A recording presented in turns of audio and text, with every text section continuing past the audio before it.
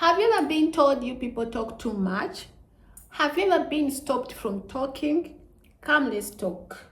Welcome to the Civic Chat Room, where we unlearn fear and learn power. I am Nora. I'll be taking you through this topic and this civic chat, and we shall be talking about human rights. Human rights are not favors. They are not privileges. And someone out there might be asking themselves, what are human rights? Human rights are the basic freedoms and protections you have simply because you are human. Not because you voted a certain way. Not because you are connected. Not because you belong to a certain tribe. Not because you are rich. Simply because you are human. Let's take an example. When a student is being suspended for speaking up, or a journalist being threatened for asking questions, or when a person is disappeared or abducted for their political affiliations and maybe for what they believe in by security operatives. These are not just incidents. Pay attention. These are rights being violated and being abused. These are rights being tested. Let's talk about people who fear posting their opinions online.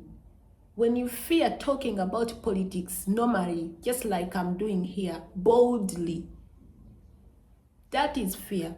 That's what happens when a person do not know their rights. That's what happens when people think that their rights are privileges. Your rights are not privileges, and your rights are non-negotiable.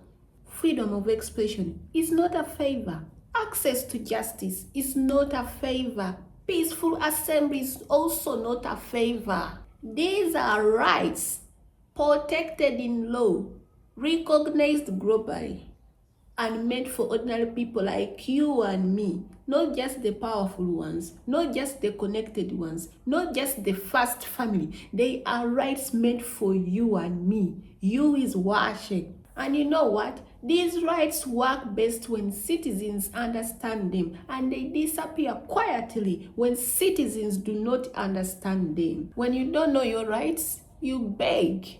When you know your rights, you question, you command. And when you know your rights and understand them, when we organize, systems listen.